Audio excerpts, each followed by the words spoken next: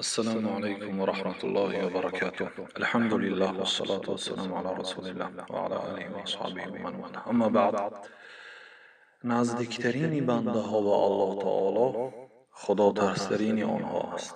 در صحیح بخاری و مسلم از مادر مؤمن ها حضرت عایشه رضی الله عنها روایت است که جناب رسول الله صلی الله علیه و سلم گفتند: فوالله اینی لأعلمهم بالله و اشدهم له خشیه. قسم به نام الله، من عالم ترین مردم هستم در خصوص الله تعالی و من خدا ترسترین آنها هستم.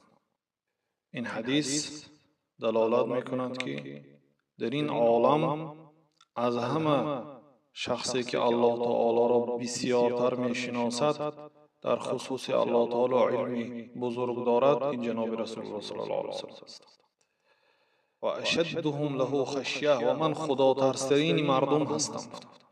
حضرت عینی در عمدة القاری شرح صحیح بخاری گفتند که قول جناب رسول الله صلی الله علیه و سلم که من عالم ترین مردم در باره الله تعالی هستم گفتن، این دلالت به قوت علمی پیامبر صلی الله علیه و سلم میکند.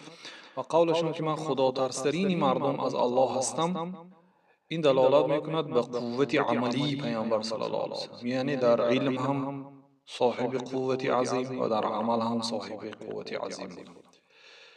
علم را در این حدیث از ترس مقدم دانستند و پیش گرفتند، چون ترس نتیجه علم است. علم که پیدا شد، ترس پیدا می شود. حضرت سعدی رحمت الله علیه در تفسیرشان گفتند: فکل من کان بالله اعلم، هر یک آدمی که به الله تعالی عالم تر باشد، الله تعالی را بسیارتر شناسد در خصوص علم توحید، در خصوص علم الله تعالی بسیارتر علم گیرد، کان اکثر له خشیه، این شخص بسیارتر از الله تعالی می ترسد. و هذا دلیل علی فضیلة العلم، این دلیل به فضیلت علم است، چون علم دعوت کننده به سوی ترس الله هست و این چنین از خود علم ترس الله تعالی را میراث میگذارد. در سوره فاطر الله سبحانه و تعالی گفت: انما یخشی الله من عباده العلماء، در بین بنده ها از الله تعالی فقط علما میترسند. یعنی ترس حقیقی در بین بندگان این در دل علما یافت میشه. ابن الجوزی رحمت الله علیه در تفسیر گفتند که یعنی العلماء بالله عز وجل، مقصود از این آیات، مقصود از کلمه علما در این آیات، علما به الله، یعنی عالم و دانشمندانی که الله تعالی را میشناسند. و ربیع ابن انس رحمت الله علیه گفتند: من لم یخش الله فلیس بعالم، کسی از الله تعالی نترسد از عالم گفته نمیشه.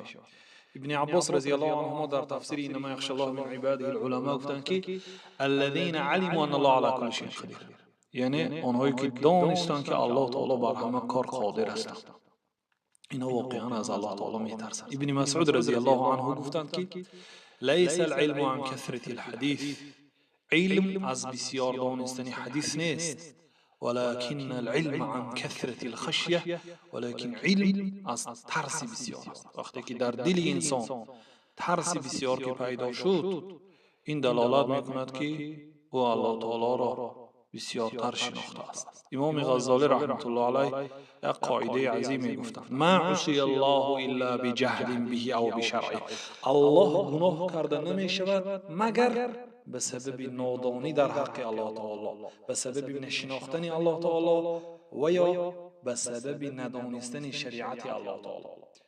هر دوشم سببش جهل است. دو سبب دارد. سبب هر یک گناه در این عالم دو سبب است. یکی جهل به الله تعالی، الله تعالی را نمیشناخت، اگر میشناخت گناه نمیکرد، چون که بزرگی قدرت او را میدونست. هر کسی که گناه کرد داند که در علم توحید او نقص است.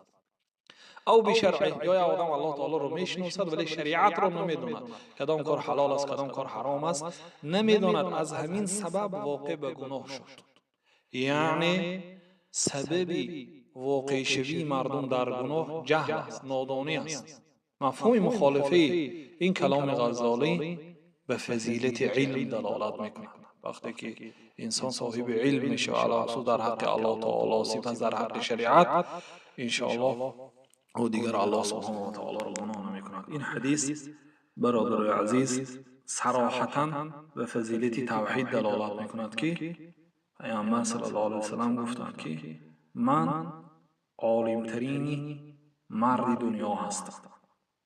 در بین مخلوق ها از همه شخصی که الله تعالی را بیشتر میشناسند، علم بسیار در خصوص الله تعالی دارند، یعنی عالم توحید هستند و من گفتند خدا ترس‌ترین مردان هستند. بنابراین کسی اگر خواهد که به الله تعالی نزدیک شود باید از الله تعالی بسیارتر بترسد. خواهد که از الله تعالی بسیارتر ترسد باید در خصوص الله سبحانه و تعالی علم آموزد، در خصوص نامهایش و صفتهایش و رفتار و عملهایش و در خصوص ملکش و خلقش علم بگیرد. سبحانك اللهم وبحمدك اشهد ان لا اله الا انت استغفرك واتوب الیک.